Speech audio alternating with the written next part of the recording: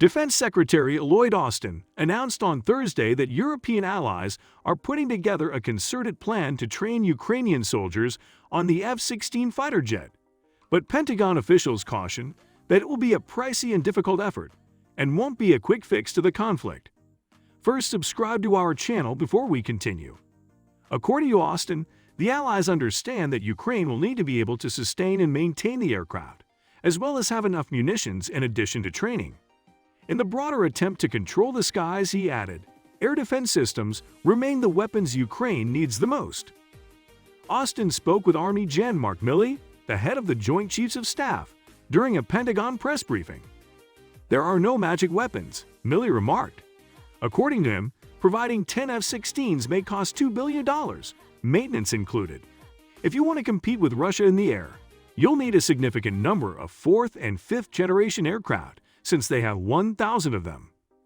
He claimed that as a result, France made the right decision by initially giving Ukraine a sizable integrated air defense system to protect the battle space. Although it will take a considerable length of time to build up an air force that's the size, scope, and scale it would be necessary, he said, F-16s will play a future role in Ukraine's air capabilities. The military ministers of the Netherlands and Denmark are collaborating with the United States on the endeavor, according to Austin, and Norway, Belgium, Portugal, and Poland have all offered to help with the training. Additionally, he declared that the allies will establish a fund to allow other countries to contribute to the total effort. Austin stated that we expect more countries to join this crucial initiative, adding that the training is an important example of our long-term commitment to Ukraine's security. Austin, earlier in the day, expressed his expectation that Ukrainian pilot training on American-made F-16 fighter jets will start in the upcoming weeks. Austin noted that this training may not necessarily be a part of an anticipated spring counteroffensive against Russia, but will benefit Ukraine in the long run. At the conclusion of a virtual gathering of defense executives from around the world to talk about the ongoing military assistance for Ukraine, Austin and Milley addressed the fighting effort and the military gaps that forces are facing were updated by Ukrainian officials. Ground-based air defense, according to Austin, remains to be the biggest weakness. The leaders discussed how the allies, who have experienced their own stockpile pressures, can continue to support Kyiv's conflict with Russia during their 12th summit as they heard about the preparations for the upcoming counteroffensive. Before the military chiefs met in closed session, Austin said, "We're going to have to dig deeper and continue to look for creative ways to boost our industrial capability. The odds are against us, but our resolve is strong and the cause is just." According to European leaders, they are discussing which nations might have some F-16s available. Only this weekend did President Joe Biden agree to let other countries send their own American-made jets to Kyiv, since the U.S. had long resisted sending the modern aircraft to Ukraine. Austin stated, "We anticipate starting this training in the upcoming weeks. Over time, this will reinforce and enhance the capabilities of the Ukrainian Air Force. Additionally, it will strengthen our medium and short-term security agreements. This latest coordinated action conveys a strong statement about our solidarity and ongoing dedication to Ukraine's self-defense." In recent days, European allies have been outspoken in their support for the fighter jet training. Although Polish Defense Minister Mariusz Blaszczak stated that training was still in the planning stages, Josep Borrell, the head of foreign affairs for the European Union, indicated on Tuesday that training for Ukrainian pilots had started in Poland and some other nations. Among others, the Netherlands and Denmark are also organizing their training. "We can continue and complete the preparations we're making with partners like Denmark to begin these trainings. The first step is obviously to take it," according to Dutch Minister of Defense Katja Ollongren.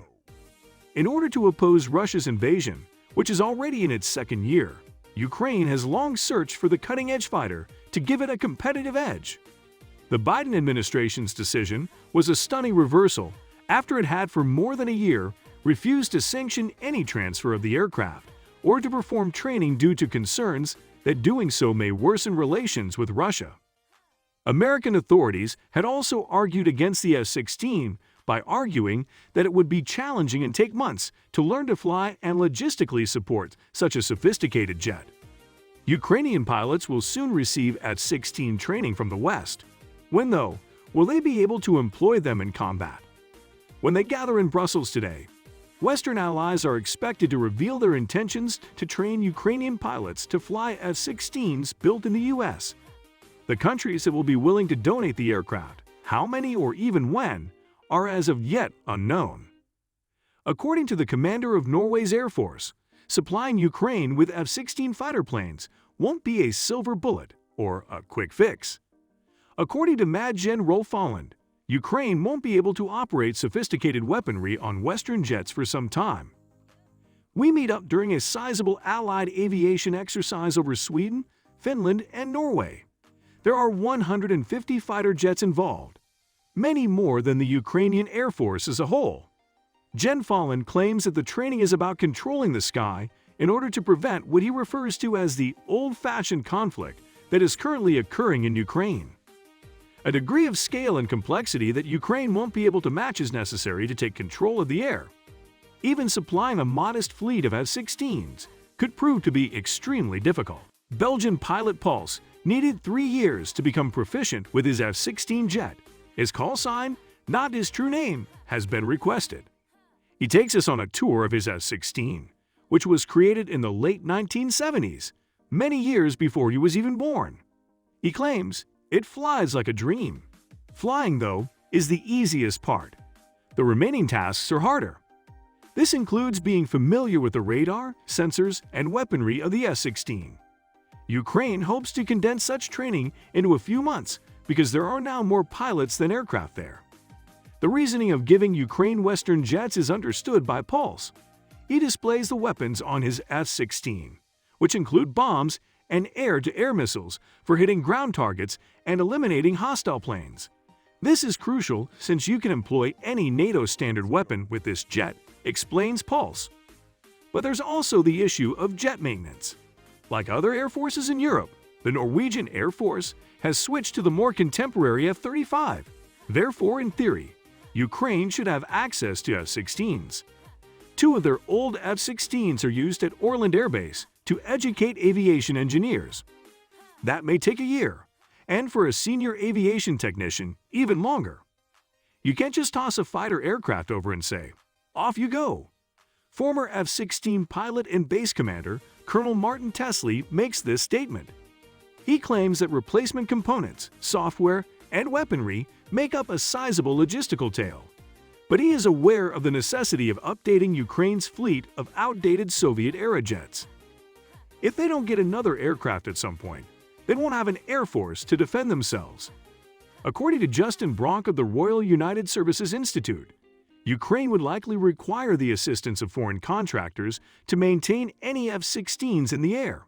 What nation is willing to accept the clear risks of deploying its own citizens is the obvious issue. Professor Bronk continues by saying that if Russia is given access to Western jets, it will only be more inclined to target the air bases in Ukraine.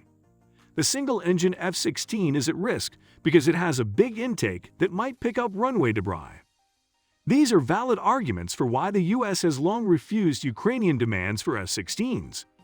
The realities of using and maintaining the jets are more important than worries about an escalation. It will be complicated and expensive, the Pentagon has warned. Furthermore, sending Western combatants to Ukraine is unlikely to have a big impact on the conflict there. Former F-16 pilot Alt-Col Niels van Hussen of the Royal Netherlands Air Force claims that not a single weapon system will change a big war. He thinks that F-16s would just give Ukraine the ability to sustain what they're doing now. Even Russia, with its massive air force, has not been able to control the sky in this conflict. Ground-based air defense systems are assisting in avoiding that. The West's top goal going forward will continue to be bolstering Ukraine's air defenses. The longer-term objective is to rebuild its air force. What are your thoughts on this? Share with us in the comments and subscribe to our channel for more.